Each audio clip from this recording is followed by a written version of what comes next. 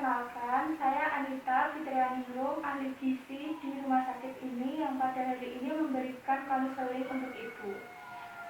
Sebelumnya bagaimana pun kabarnya? Alhamdulillah sudah mendingan, Mbak. Oh, sudah mendingan ya Bu. Kalau dari data di rumah sakit, Ibu menderita diabetes mellitus dan hipertensi ya Bu. Dengan nilai gula darahnya yaitu 264 dan tekanan darahnya 168/105. Untuk makannya sendiri biasanya teratur tidak Bu? Tidak, Mbak. Biasanya yang sering dimakan atau diminum itu apa? Yang manis-manis, makanan cepat saji, junk food. Itu sering ya Bu? Yes. Biasanya sehari berapa kali? Ya, 2 kali. Oh, kalau untuk pekerjaannya Ibu sendiri? Ibu rumah tangga. Berarti tidak bekerja di luar gitu ya Bu? Iya, Bu. Kalau untuk di rumah gitu biasanya ada kegiatan olahraga atau senam gitu tidak Bu? Jarang. Jarang. Oh. Ini saya punya leaflet Bu. Yang pertama diabetes mellitus. Diabetes mellitus sendiri merupakan penyakit di mana kadar gula di dalam darah tinggi karena tubuh tidak dapat melepaskan atau menggunakan insulin. Nah, untuk penyakit diabetes mellitus ini tanda dan gejalanya seperti selalu merasa lapar, selalu merasa haus, kehilangan berat badan, tekanan darah tinggi, kadar gula darah yang tinggi, kerusakan mata, candida, frekuensi urin meningkat, gemeteran, gangguan kelamin, dan pusing. Lalu untuk faktor resikonya itu ada keturunan, gaya hidup kurang sehat, obesitas, faktor usia, dan komplikasinya seperti kerusakan di jantung, kerusakan ginjal, kerusakan syaraf, kebutaan, gangren, dan kerusakan dan kematian. Nah, untuk bahan makanan yang dianjurkan atau yang bisa dikonsumsi Ibu untuk kesehariannya itu seperti kalau karbohidrat kompleks seperti nasi, roti, kentang, mie, singkong, dan sagu. Lalu untuk sumber protein rendah lemaknya dan mudah diserap tubuh seperti ikan, ayam tanpa kulit, susu skim, tempe, tahu, dan kacang-kacangan. Kalau ayam tanpa kulit itu biasanya kalau beli kan selalu ada kulitnya ya Bu. Itu bisa kulitnya itu dikupas, jadinya kulitnya tidak ikut kemakan. Lalu untuk sumber lemak dalam jumlah yang dibatasi dan mudah dicerna, terutama makanan yang dipanggang, dikukus, diserut, direbus, dan dibakar. Lalu untuk bahan makanan yang tidak dianjurkan seperti sumber karbohidrat dengan gula sederhana seperti gula pasir, gula jawa, sirup, selai, jeli, es krim, minuman ringan, susu kental manis, dan buah yang diawetkan. Lalu kue yang manis seperti dodol, kek, dan tarcis.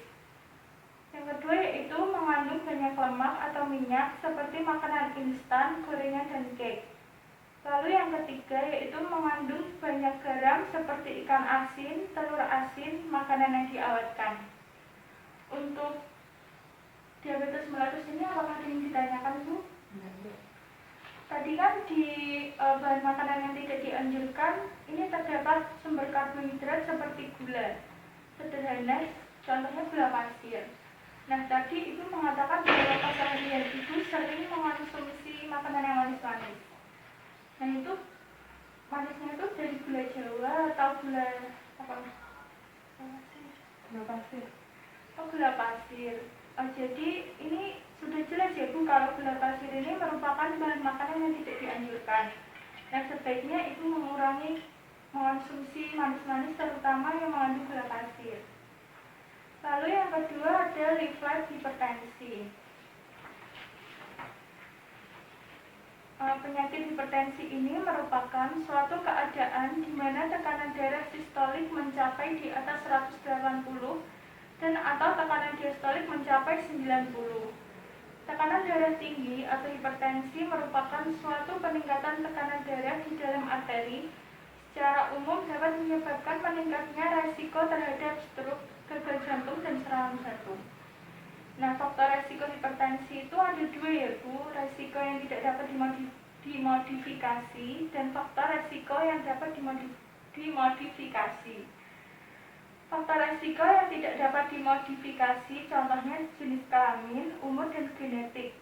Sedangkan faktor resiko yang dapat dimodifikasi contohnya obesitas, merokok, kurang aktivitas fisik, konsumsi garam berlebih, dan stres atau psikologis.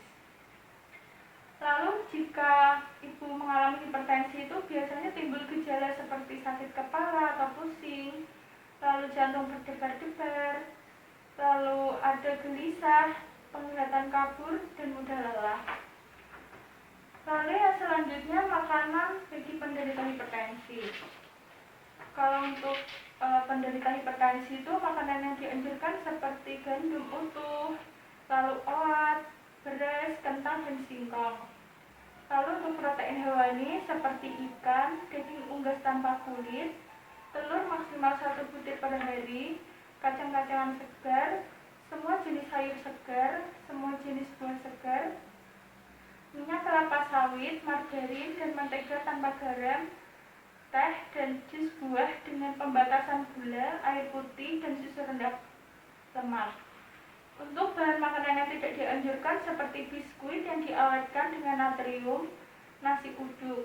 Lalu protein hewaninya seperti daging merah bagian lemak, ikan kaleng, kornet, sosis, ikan asap, ati ampela, olahan daging dengan natrium. Lalu yang selanjutnya protein nabati seperti olahan kacang yang diawetkan dan mendapat campuran natrium atau garam. Yang selanjutnya dari sayuran, contohnya sayur kaleng yang diawetkan dan mendapat campuran natrium dan asinan sayur. Untuk buah-buahan seperti buah yang kemasannya di kaleng, asinan, atau manisan buah. Lalu yang lemak seperti margarin, mentega, dan mayones. Dan untuk minumannya seperti minuman kemasan dengan pemanis buatan dan pengawet. Apakah ada yang ingin ditanyakan, Bu? Jadi untuk kesehariannya ibu dapat mengurangi konsumsi gula yang berlebih, lemak yang berlebih, perbanyak minum air putih, perbanyak aktivitas fisik seperti olahraga ringan. Contohnya setiap hari olahraga 5 atau 10 menit per hari dalam jangka waktu tertentu. Contohnya lari kecil-kecil atau jogging minimal 5-10 menit. Apakah ingin ditanyakan, Bu? Terima kasih, Ibu. Selamat beristirahat.